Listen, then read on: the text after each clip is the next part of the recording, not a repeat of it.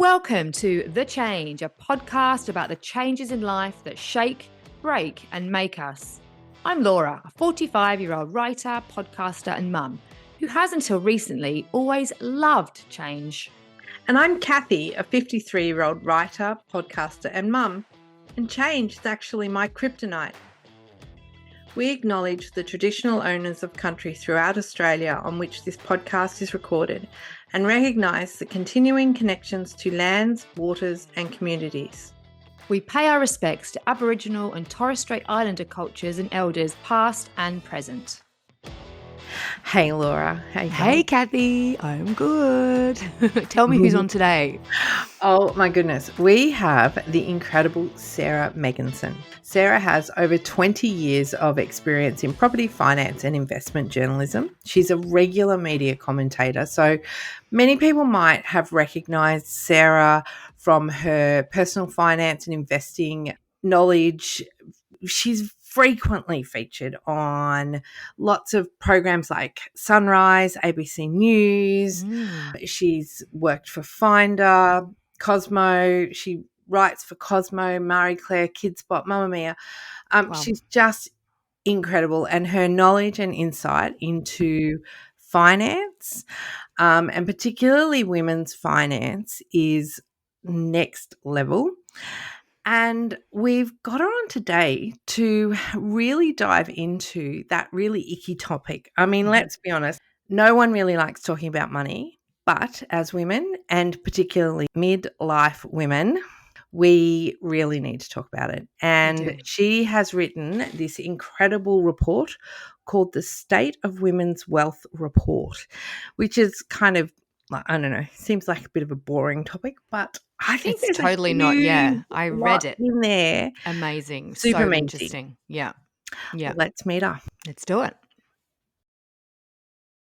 Sarah, welcome to The Change. We are so happy to see your face and have you on our podcast. I'm so happy to be here. It's such a bright, cheery day. Yes, It is. Isn't it? Isn't it just? And those books in the background are so bright and cheery as well. Let's get straight into it. I was really fascinated this morning. I was reading through your State of Women's Wealth report, and I just really want you to explain some of the findings from that report, and specifically related to women, I suppose, in midlife, and this huge gap that's so worrying, and I'm sure very relatable to many people listening right now. Yes. Oh my gosh. Okay. So we've got 2 hours. No. Let's go. No, I'll try and summarize it. I've been really passionate about women and finance for years. I've been a finance journalist for 20 years. And when I started my career, I would often be the only woman in the room. So I'd be reporting on something in a room full of 20 men and me. And finance, just the word finance and money, has just always been so male dominated, and a lot of women have tuned out from it subconsciously. And so about a year ago, March last year, I had this incredible opportunity to go to New York with United Nations Women. And they have this annual event called it's very long. It's like the status for the commission for the status into, I can't remember it. Long. But it's this beautiful annual event where all 6,000 people come in from around the world and discuss women's rights. And last year, the real focus of it was financial. So I got the opportunity to go to that, and it was just absolutely incredible. And it really lit a fire under my feet in terms of wanting to reach more women and talk about these and get these conversations happening, because we don't know what we don't know. And so many women are on the back foot financially. And there is also so much shame around money. People, they feel bad about their decisions. They often don't make informed decisions because they haven't learnt how to balance their budget correctly and all that kind of stuff. So I really have this big passion for helping people, but particularly women and kids, figure out how to get better with money. So I wrote this report at the beginning of this year. I decided to write this report because I was talking to the team at United Nations Women, and I said, I want to do something meaningful. They do huge amounts of advocacy work and things. Whereas I have a very media facing role. I talk to the media a lot, and I was like, how can we bridge the gap between the work you're doing and how to get these conversations in the media? And so we thought a report would be a great way to bring all these trends together with Thanks for UN listening Women to The Change, supporting a it, fully and with our independent amazing podcast. data scientists Whether at you're Finder. They seeking went and did all the inspiration, research for me, curious about and I was change, able to or just pull it all here for together great into this banter, really great, we'd love you meaty, to interesting make The report. And I Change decided your to new go-to cut it podcast. up And into even better, life stages. send So us we your voice start in notes or childhood questions about because change. the We'll use gender them pay on the gap show. starts in childhood. Email that was so interesting to me. I hadn't even thought about it as a mum of boys reading or about DM us girls on getting less Instagram pocket money. Yeah, and Why? so before we move on from that, like I Find us just want to wherever you get your understand how it podcasts. starts. And don't forget to because, follow us on Instagram for more if on I'm The Change. completely honest, my kids didn't really get a whole lot of pocket money, Mm. but they got equal pocket money. So Yeah. they got 50 cents, or they got $1, or they got Mhm. like whatever it was.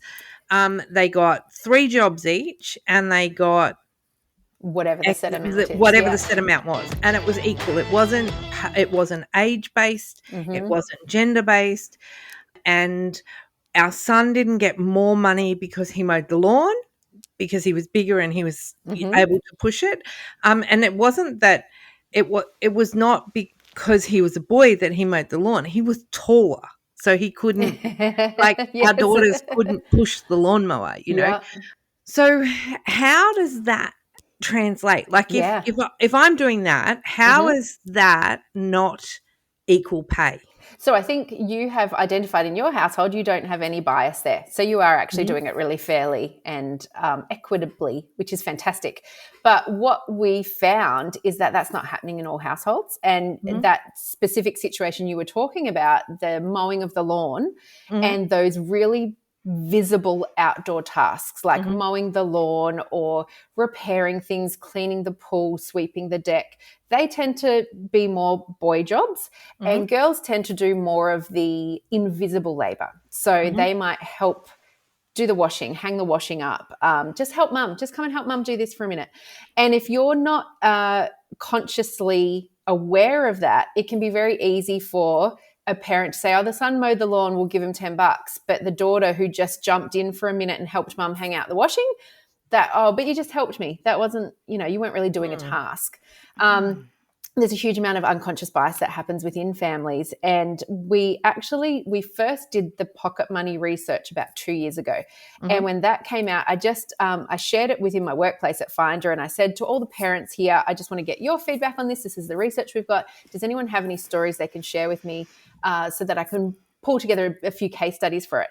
And about 6 parents came forward, but one of them said to me, you've just made me realize that my son is a very good negotiator, and he negotiated with me to say, I deserve more pocket money. They had 2 sons and a daughter, and he said, I deserve more pocket money because I'm going to do A, B, C, D. And she said, I just realized he hasn't been doing any of those things, but he's still getting double the pocket money of the others. Wow. So that's not necessarily gender per se, but it's negotiator. Yes, right? it's that negotiating, right? Yep. And then there was another parent who came forward and she said, I didn't realize I was doing this, but I have 2 teenage kids, a daughter and a son. My son is very social. My daughter is not. So I give them pocket money, but I give him way more because he goes out a lot. So when he wants to go, I think they were 14 and 15. And so my daughter stays at home and she's a real homebody and likes to read and things. But my son, he's always out with his mates and out with his friends and go to the movies and go to the skate park. And she said, after having seen this research, she sat down and went through her bank statement over 2 years and realized she'd given her son $1,900 more than her daughter.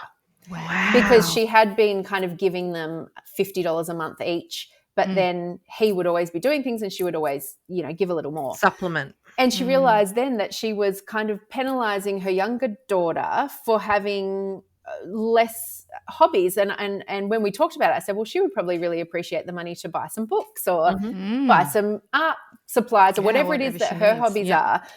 So it is really a lot of this bias that we have, and it's not intentional a lot of the time, but what it really does demonstrate is this stuff starts in childhood and it then continues. That whole, as most of your listeners would resonate with, that idea of invisible labor that happens in the home. And I have started really young with my kids, of really, really similar to you. We earn points for chores we have like a chart in our kitchen, and they all earn the same amount of points. We have points per task. So, stacking the dishwasher might be 10 points. Hanging out a load of washing is 9 points, or whatever it might be. So they all have equal opportunity to earn. And sometimes it's kind of ridiculous to look at them and think that that wouldn't be the case. And, when I have conversations with them and I say, there are some places where I could be working and there could be a man working with me and he gets paid more than me just because he's a man. And when you talk to kids about it, you realize how absolutely bonkers that is. But it's all steeped in, these huge long-term biases we've had back in the early 1900s. The way that Fair Work was set up, when they were setting award wages and things, back then you didn't have a 2-income household. It was very rare for a woman to work. And if she did work, there was the assumption that she would be married and she would have an income in the house already. So back then the government said, well, women should be paid 25% less than men, because otherwise it's kind of double dipping. Like, you're kind of taking this job away from a man who could be supporting his family. So that has been baked in for so long. And society has moved so far from that we're kind of undoing some of those rules and ideas that have been here forever. So it's a lot to unpack. There's no one cause of it, but the really relevant part to your audience is what happens when you're in your 40s and 50s. And that was the really juicy part of our report, where we got to dig into actually the impact of menopause on your income, your ability to earn money. Also, the huge amount of time that women spend caring, either for their children or for their parents or for other loved ones in their family. And that time out of the workforce, it means not only time out from the income that you would be earning, but it's less super that's going to your super fund. So that it affects you now and it affects you in the future. So there's just there are so many pieces of the puzzle to explore. And I was really excited to pull it all together in a report and just kind of lay it all bare. It's so relatable, isn't it, Cathy? Like for women, yes, you take time out to have babies, maybe raise them. This is not true for everyone, but it's a very common theme. Yeah. Then you might go back part-time for a few years, so that you can do the juggle, because it is a juggle for many people if you have children. And then, you've got elderly parents to consider. And all that time, yes, you're earning less and you're putting less super away, but your career ladder progression is so sort of I guess held back by the fact that you're not progressing in the same way that your partner or a male that is, going alongside you the same age, a contemporary, is doing. So you just miss out. and women as well, I feel like talking about money is such a funny topic for us, and it's a hard one. I think it's one of those things, like that whole what's that saying? Never talk about sex, politics, money, and religion. Religion. So just all the interesting things. Yeah, that's right. One of the best topics. Which is weird, because like I'm just like a complete open book, right? Like I talk about all the things, probably all the uncomfortable topics, and I'm probably making literally everybody I know squirm. This is why we have a podcast, though, Cathy. Some people just overshare. That's why we have a podcast. Yeah, that's right. Yeah. So that I don't have to make all my friends and family squirm. But because I talk about all of those things, and I just think that because we don't talk about them, they are shameful, right? And what's that Brené Brown quote? Like, the way to overcome shame is by bringing it into the light. Like, if you bring something out of the darkness into the light, you can't have shame about it. I mean, you can feel uncomfortable about it, and maybe it's something, an action or something that you need to apologize for or whatever. But once it's in the light, it's not hidden, it's not secret, it's not behind closed doors and those sorts of things. And I mean, I've been very open about the fact that I had, 10 years, near enough to 10, out of the workforce, raising the kids. And I absolutely recognize the incredible privilege that I had in being able to make that decision, right? Like for us to have a single income supplemented with what was the family tax benefit. I'm not sure if that's how it still exists or what it looks like now, because it was actually significantly more beneficial to our family for us to do that than to try and do the childcare, me working, Yeah. my husband working shift work, all of the juggle of all of the things.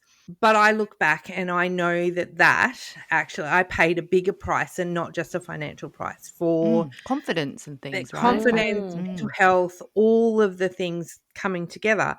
That led to a breakdown. That led to a bit more time out of the workforce. That led to tapping into a super insurance payout, which then led to zero super. And then at the ripe old age of, I don't know, about 47, re-entering the workforce, having a zero super balance at 47. So my super is what my super is now is building and building, but it's never going to be even close to supplemental of my husband's.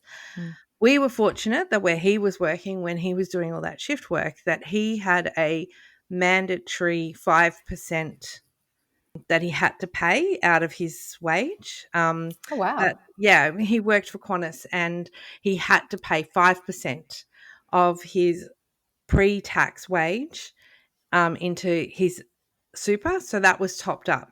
So we Right, never kind of heard of look that. at that and go, that was in essence super for me for 15 years, but it's actually balanced into his bank, like his super. His So super, yeah.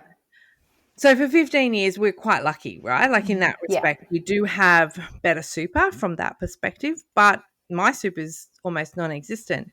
But did the federal government, have I got this right, from 1st of July this year that women or men, whoever is the primary carer and they're receiving the parental leave, there will be super paid on that? Correct. Is that Yeah. correct? So Yeah. will That's that awesome. help bridge some of this gap? Absolutely. Oh my gosh, there are so many things you just touched on there.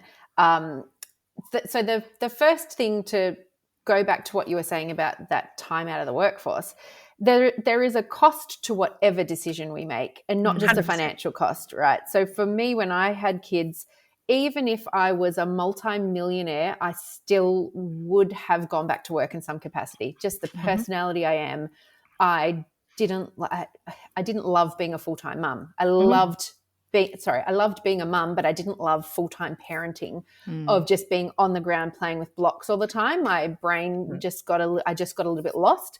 So I really did love that I was able to continue working. And I worked 2 or 3 days a week, and the kids were in daycare 3 days a week, and it was perfect for me.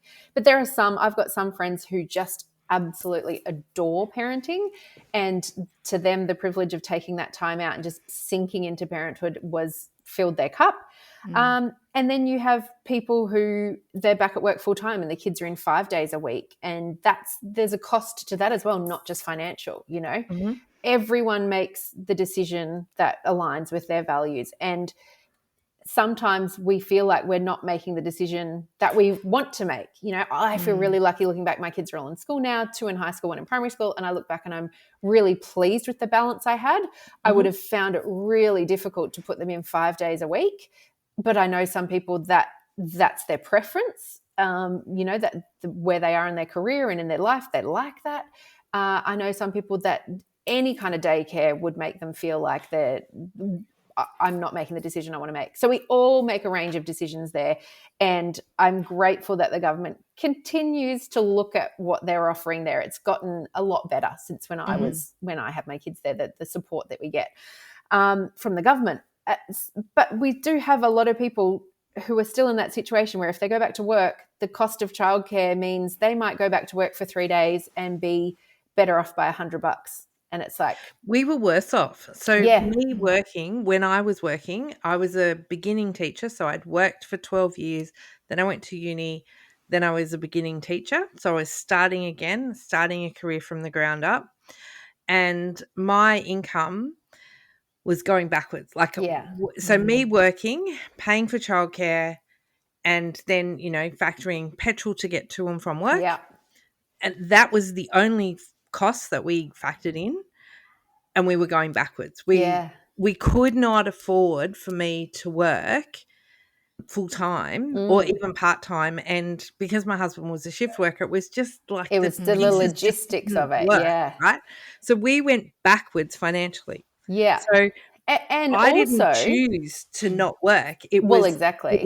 It was the only financial It was decision the we only could make. viable option. Yeah. And there are some people and families who will choose, even though they might go back financially, they will choose to do that because it makes sense for other reasons. It makes sense for continuation of your career, or because you are the type who really wants to keep your brain working, you know, in a different way to parenting.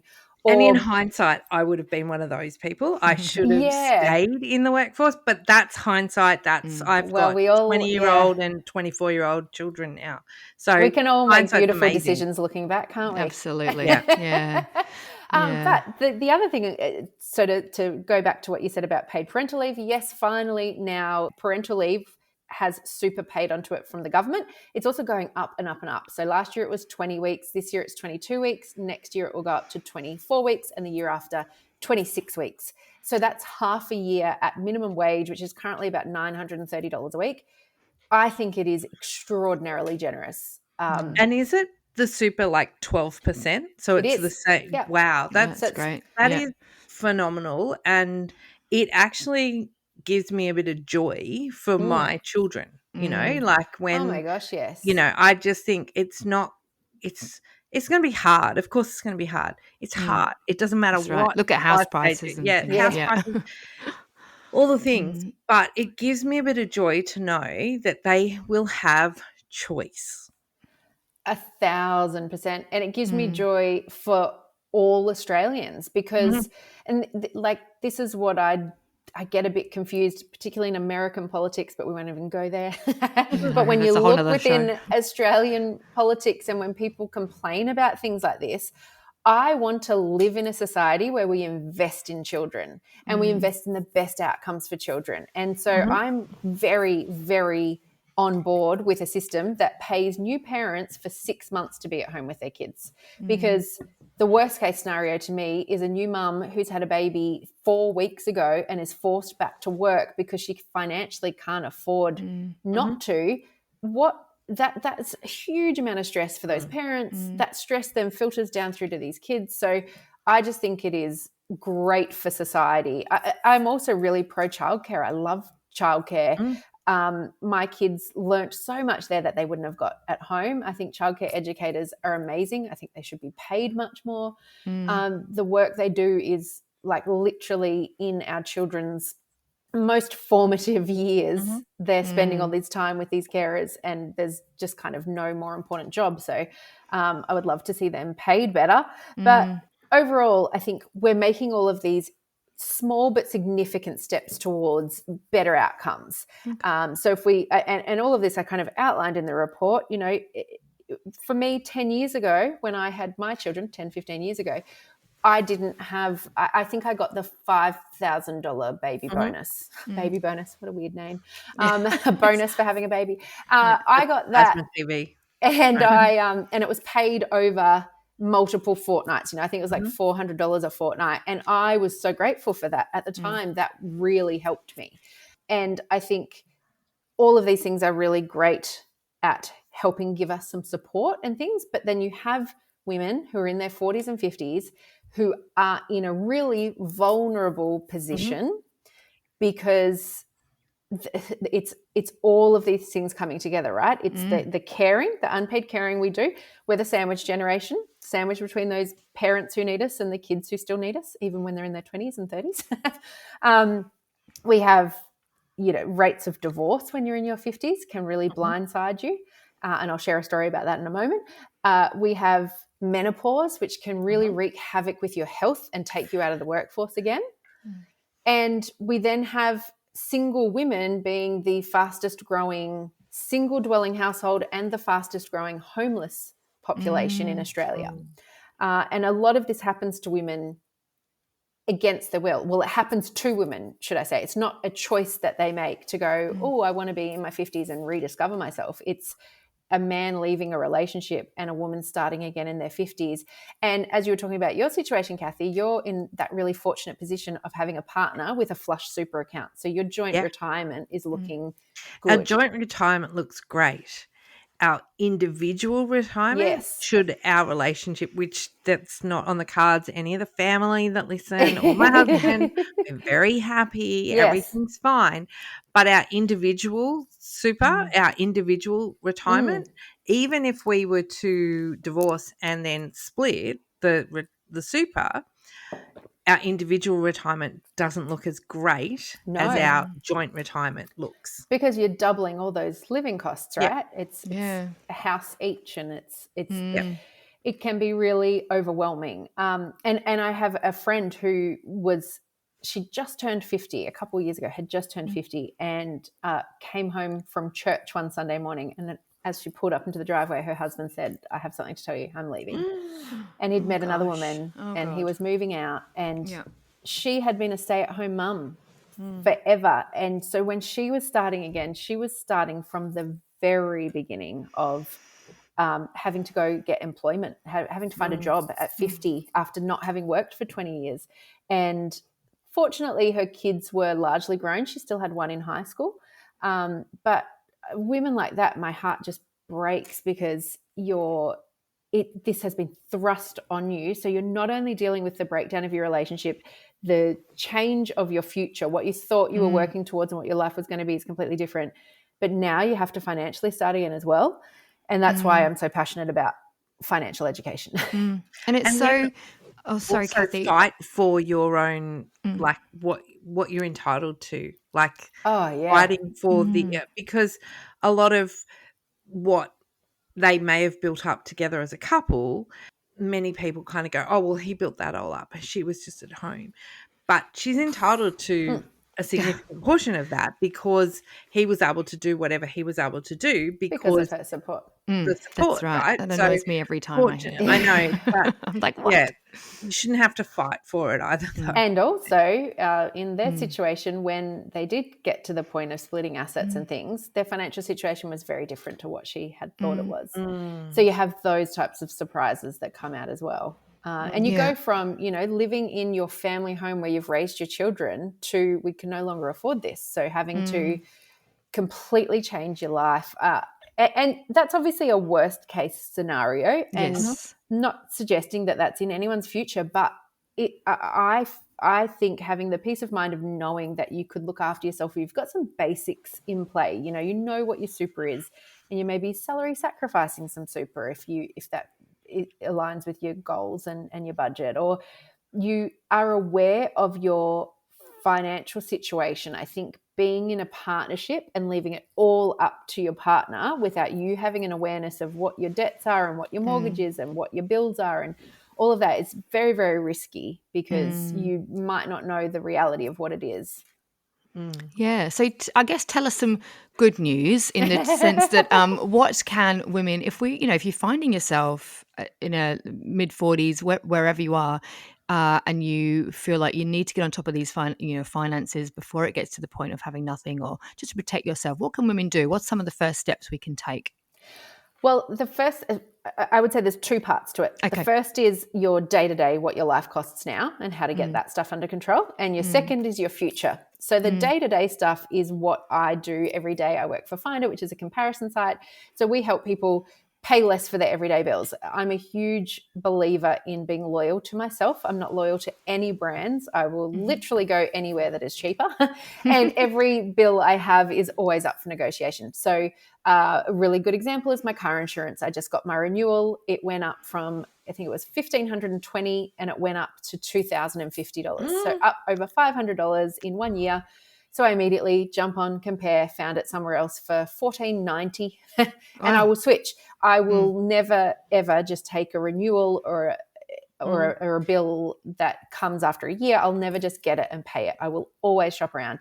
And I worked out just last week, I was working out what I've done this year, just this year.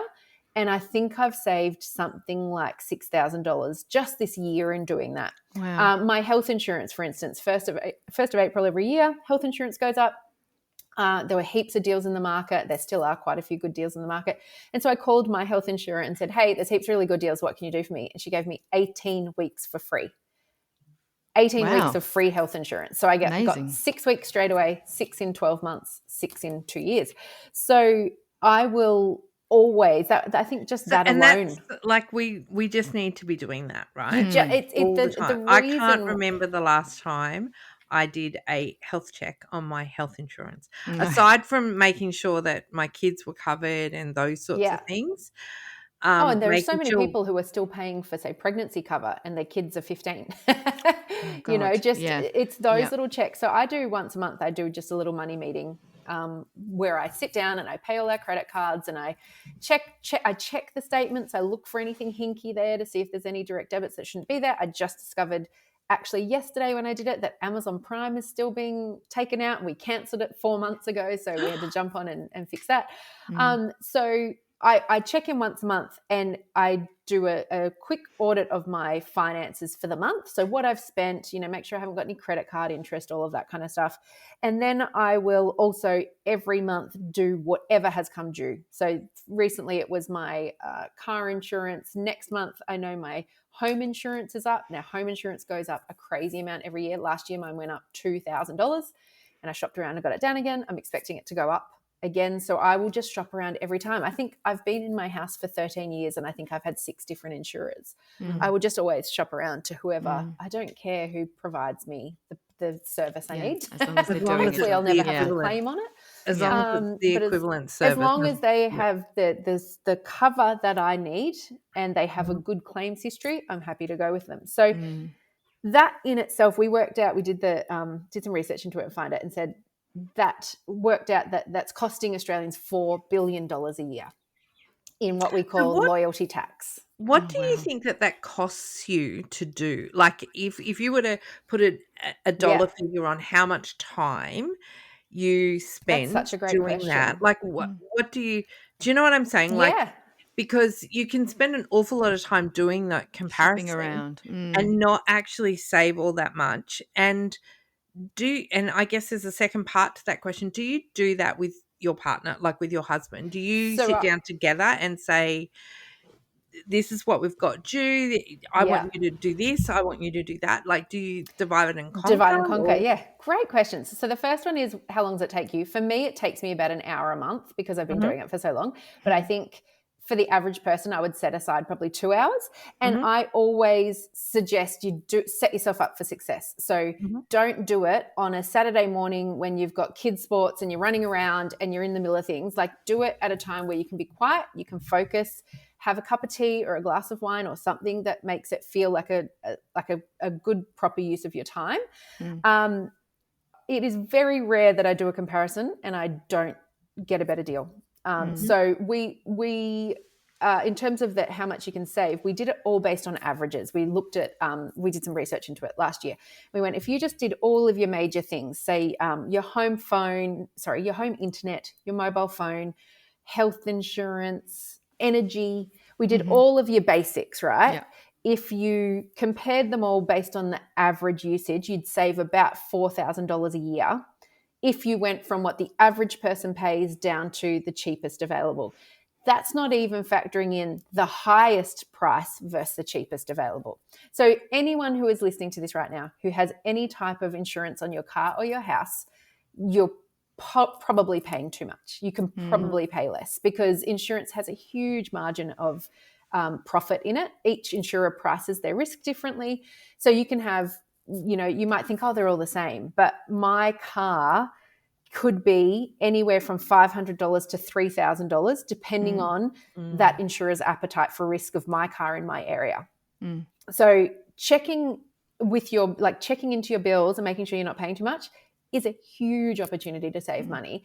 And if it's something that you don't really like doing, if it's like the idea of managing money and budgeting and stuff just makes your skin crawl, then cut it down and do it every 3 months. Just go, okay, once every 3 months, I'm going to do this check-in. You will literally, though, make phone calls that last 6 minutes and save you thousands. So like my health insurance one, instead of comparing, I thought I can't be bothered comparing because I'm pretty happy with my insurer. And I think I had compared the year before and they were pretty competitive. So I called them and said, before I go compare, what can you do? And she goes, yep, let me have a look. Great, I can give you 18 weeks. The whole phone call was maybe 4 minutes. And that was worth such a great reminder. $1,700. Wow. So that I'm obviously a huge fan of it. As to my husband, he has what we call Swiss cheese brain. So things go in and then they just fall out. They drop out. He has many, many amazing strengths. He's such a good dad, and he's really on top of like the running around and the taking kids to sports and things like that. But the details are not his, they're really not close friends, him and details. So I have learned after many, many years not, if I say to him, hey, can you update the insurance on this? There's a really good chance it won't get done. So, and I'll remind him and he'll go, oh my God, shit, yes, I'm going to go do that. And so we've just learned for us, it works better for me to do it because it's my skill set.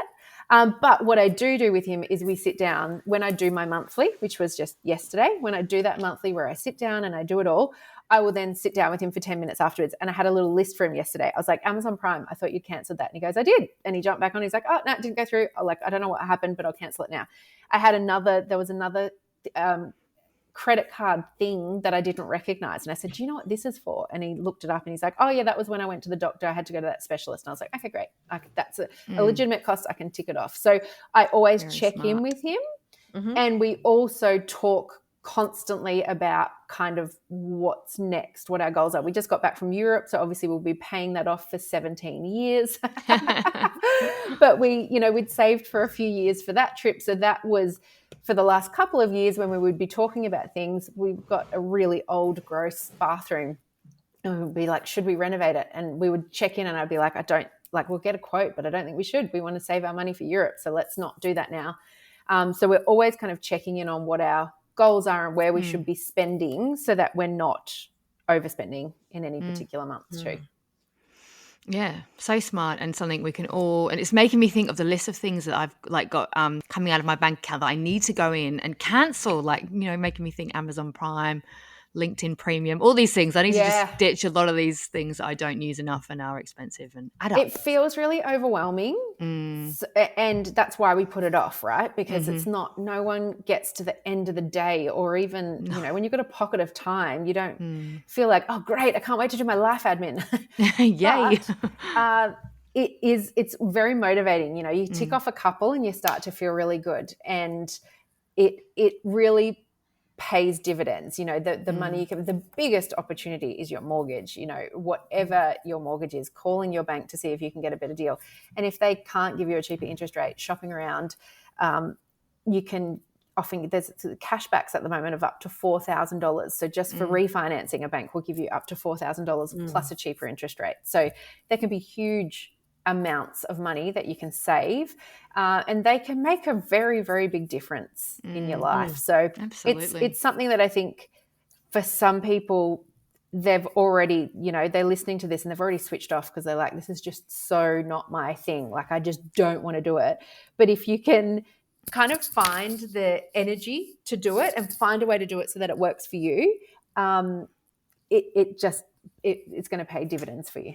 Yeah. And there's other small little tips, maybe your energy provider has rewards, right? or bonus, or awards, or whatever they call them. Yes. But anyway, they all call them different things, right? And I know we have AGL as a provider, right? Just using that as an example. Yeah. I can get grocery vouchers at all the different providers, and they vary from 1% off to 5% off, if you buy a gift voucher. And I can remember thinking, oh, the people that bought their groceries with gift vouchers, oh, the poor, I can remember being because I know when we had to use them, it was because we were in a tough, tricky financial situation, right? But now I can actually see, hey, if I spend $200 on grocery vouchers through my energy provider, that $200 is not $200, it's $180 because it's 2% off or 5% off or whatever it is. So automatically I've saved money. Then if I use the rewards card with the wherever I buy my groceries. I might get some more money off or whatever. But also, if you have streaming services and things like that, often you can buy the streaming services as gift vouchers. And if you pay an annual subscription instead of a monthly subscription, you pay for 10 months instead Yes, of 12 months. So that's right. that, like, if you don't want to give up the monthly, or like if you don't want to give up that streaming service because you love it, buy it annually. Like, and buy it, budget to buy it annually. You're only going to have to pay 10 months instead of 12 months. Yeah. Like most Yeah, of, stuff like that is like, always a so there's good tip. little, yeah, there's some of the things that I've picked up from following you, Sarah, because you are always giving those super practical, micro, bite-size tips on, and your husband is so it's one that always sticks in my mind, the story about like how we got $50 worth of Macca's for breakfast Yes. for $12 because Sarah got all these tokens and all these vouchers, and I think I'm exaggerating that particular example, but there's a Macca's breakfast example that that you get this big breakfast for the whole Use the family, app. Yeah. and it's cheaper and all the things, and he's so proud of all of your tips and tricks and things like that. So he's He's a a great good, supporter. a He great is. supporter. But yeah. Yeah, and he Yeah. likes the fruit of it. He gets to benefit from all my That's deals it. and things. And I used to think some of those things, like my groceries, every week I do my grocery shopping online, and I will buy a gift voucher for 3 to 4% off whatever the groceries are. So if it's the $300 shop, I'll get a voucher that will cost me $290. And I used to think, oh, is it worth fussing around? It's only a few bucks. And then I was like, well, why not? It literally adds 60 seconds to the purchase. When I get to the end, if you've got Woolworths, you just look it up in the app and there's a 3% discount code in there. And I was like, well, $9 a week over a year is $500, and that's 2 nights in a hotel, or it's a Christmas shop, or it's a month of health insurance or something. By paying attention to all those little money leaks is how you can end up having more fun money to do all the fun things in life. 100%. Sarah, this is such a fascinating topic. We'll absolutely put the link to the Finder report in our show notes so people can go and check it out, because it's such a great read, and I was really quite fascinated by all the data contained within it. Before we kind of wrap up with our final question, I did want to ask you, you've had such a fascinating career as well, right? So working in finance and as an editor, you've ghostwritten so many books, and the book that you've just recently released with Lisa Messenger, The Power of Two, I wondered if you could see on your shelf. I can see it. I know exactly. And that again is a one it whole is. nother story, but I would love if you could just tell us a little bit about that experience as a surrogate and the book that's come since. Yes. Oh my gosh. He's going to be 2 in, what is the date today? He'll be 2 in about a week. Wow. So time has just flown. It feels like just yesterday that I was getting all the tests to see if we could do it. It was absolutely extraordinary. I've always been interested in the idea of surrogacy, and my 3 kids were very straightforward. It was like, do we want to have a baby? Yep, cool. And then I got pregnant. So it was very easy for me. So it always kind of felt that sense of unfairness, I guess, and like wanting to help someone else. So it was an amazing experience. He's adorable. He's 2, living his best life. And writing the book was really cathartic, I think, for both of us. Lisa and I are both writers. So it's how we process our world. I'm sure you guys can relate. Writing it down helps you kind of make sense of your thoughts and feelings around things. So it was really a great experience to write the book. We're actually going to be at Byron Writers Festival next month talking about it, which is really fun. We'll pop a link in the show notes to that because this episode will drop before then. So yeah. Thank you. So, yeah, but it's and I have to say it is one of the most beautiful books I have ever read. I know I've gushed to you many times about it, Sarah, but it is genuinely.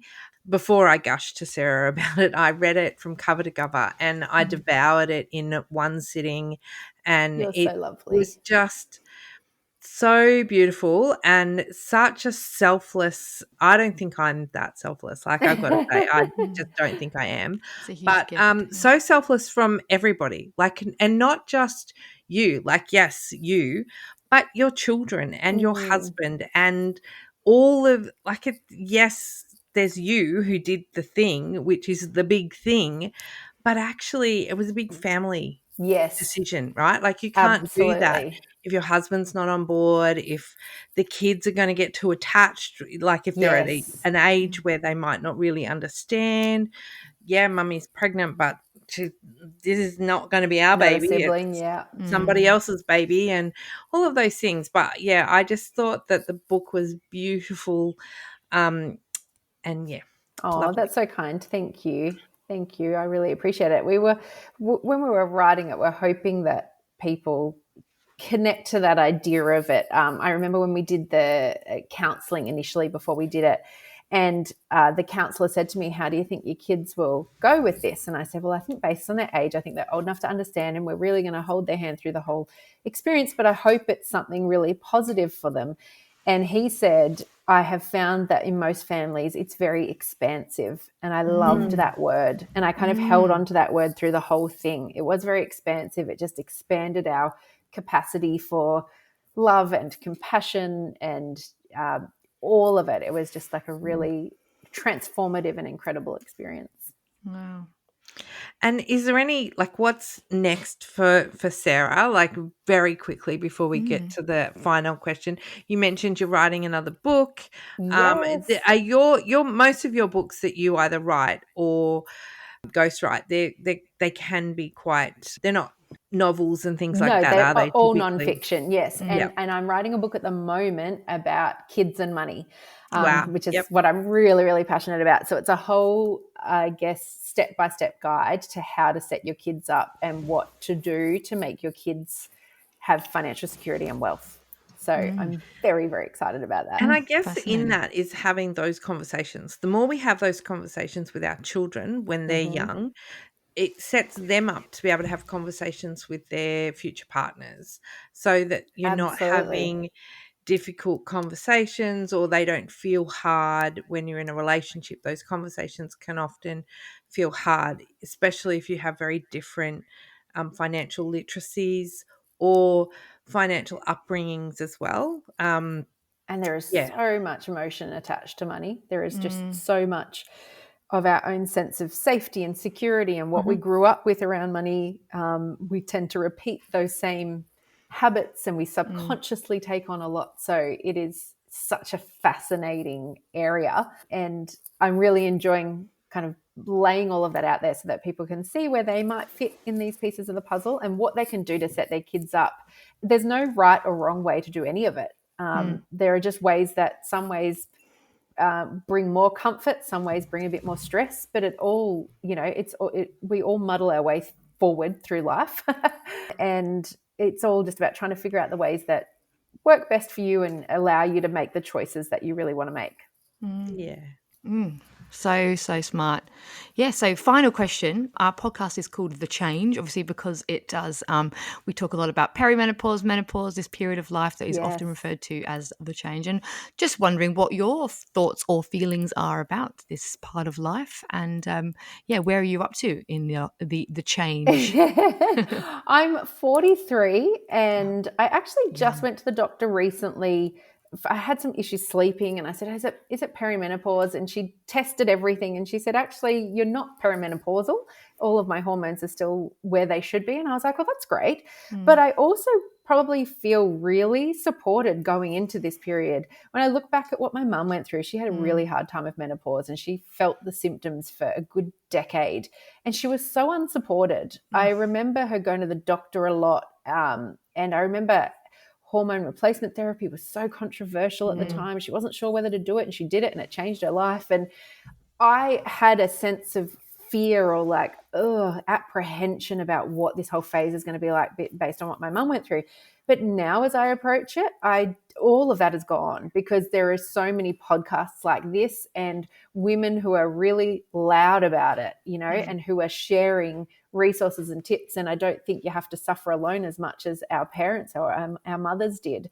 So I feel it's kind of similar to money, money conversations and fears and mistakes. They all happened behind closed doors in whispered conversations. Menopause used to be like that. And we're now really getting these conversations out in the open. And I don't feel any apprehension about it now. I feel similar to how I felt, I guess similar. I look at it like puberty, like it's going to be a hormonal shift, but I've got an amazing doctor. So I feel like when it happens, whatever happens, I've got support from her. I've got an amazing husband who's very supportive, and we just have these communities too that are helpful. And women are so good we're really good at sharing. And, when something works for us, we'll be like, oh my gosh, everyone needs to know about this. So I feel like hopefully the women in my life will be able to lead me as well. Excellent. Fantastic. Love that. Sarah, thank you so much for all your insights. It's been a wonderful chat. Thank you for coming on The Change. Thank you. I had so much fun. Oh, my goodness. Sarah was everything that I imagined she would be and more. Absolutely. And the stuff about obviously her Women in Wealth report was so interesting, and the stuff about how it all starts for women in youth, and the fact that girls are given less pocket money than boys, and that's as parents, that's how bad that we're continuing on that kind of cycle of underestimating girls or the work that they do, and the sort of behind the scenes labor as opposed to the boys and the lawn mowing and all the things that parents are giving their sons or grandsons pocket money. So that's so interesting that is, and that was continues. Super, yeah, like for me, that was super eye-opening that is, it's starting that young. And I guess it was eye-opening because that's not really how my husband and I, like, we've never really done that. It wasn't. Yeah, because you've got girls we've and a got boy. girls and boys. Yeah. And it was never really about like paying our son more money. It was potentially, I mean, yes, he got more money, possibly, but it was probably more because maybe he did one more job rather than, that he was being paid more because he was a boy. But I suppose, and that's just something that, we need to think about.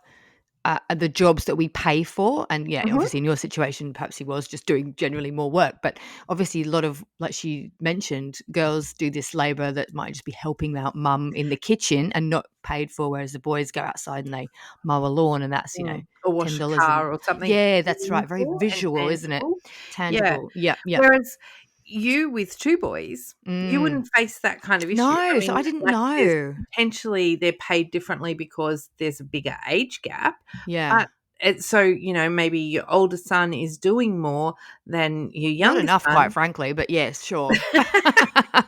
Yeah. But you know what I mean? Like, so the Yeah. pay gap there is more an age gap That's rather right. than Yeah. a gender gap. Yeah. Exactly. And so it's something really that a lot of us need to think about. And just, I had some statistics up from the report that we didn't really discuss. And obviously I recommend everyone goes and has a look. But Australian women hold 40% less net wealth than men on average, which is a huge amount of difference, isn't it? 40%. So that means if our husbands have, like in raw numbers, if our husbands have 100 grand, we have 60 grand. Correct. Yeah. Big So that's gap. It's not fair. And obviously that's because a lot of us are taking time out to work part-time or not at all while we raise kids, and then we look after parents, and then we get through peri and menopause and we lose confidence. There's so many reasons for it, but that doesn't make it right. And that doesn't mean that we should be in that situation, but we do have to be mindful of it. And something else I saw in the statistics was that men are more likely to ask for a pay rise compared to women. So 24% of men versus only 14% of women. And that just stands... That's just something to be true, isn't it? Women are terrible at asking for pay rises in the workforce. They don't value themselves. They feel this like guilt or something around asking or talking about money even. So it's so awkward, and it's such a challenge for us to get and not everyone, not all women, but yes, it's something we need to get our heads around, isn't it? Yeah, and look, there is so much to unpack in that report, So and much. I feel like we could have talked to Sarah for hours about it. Yeah, all the data was so interesting. It, really, it does start when we're young, and we talked about how that is being addressed and, for younger women now who are starting out in pregnancy and, there is super being paid for them when they're having Yes. mat leave and things like that. So hopefully those gaps will close. But yeah, I don't know. It's a tricky one. I think a lot like Sarah said, that we are now having these vocal conversations That's about right. peri and Mm. menopause. We need to start having these vocal conversations about money That's and right. the Yeah. icky topics. No one really likes talking about money. No one really likes talking about how much they earn or anything like that, because sometimes it can come off like a brag, or sometimes it can come off like, oh, I don't want people to know that we really don't have very much or whatever. So, there's all sorts of reasons that people don't talk about money.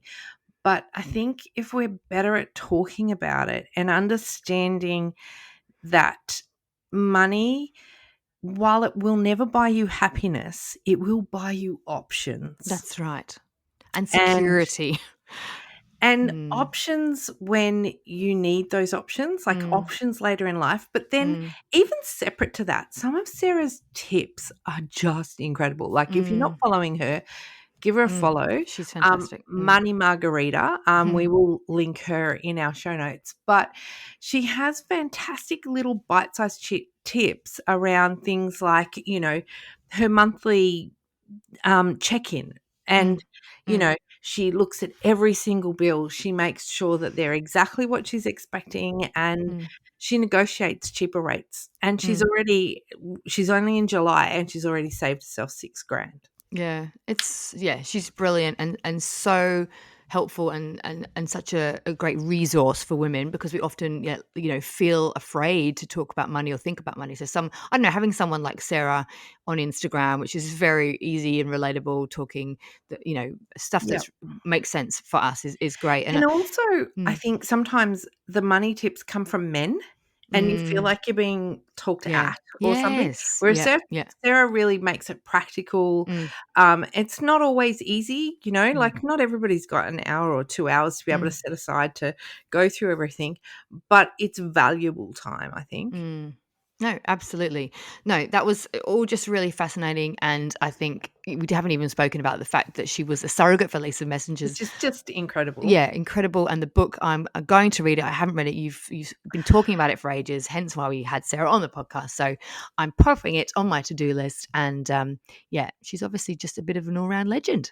Yes. And the name of the book that she wrote with Lisa Messenger is The Power of Two. And for anyone who hasn't read it, give it a read. You won't regret it. Fantastic. Bye. Bye. Thanks for listening to The Change, a fully independent podcast. Whether you're seeking inspiration, curious about change, or just here for the great banter, we'd love you to make The Change your new go-to podcast. And even better, send us your voice notes or questions about change. We'll use them on the show. Email us at changepod2023@gmail.com or DM us on Instagram at _change_pod. Find us wherever you get your podcasts. And don't forget to follow us on Instagram for more on The Change.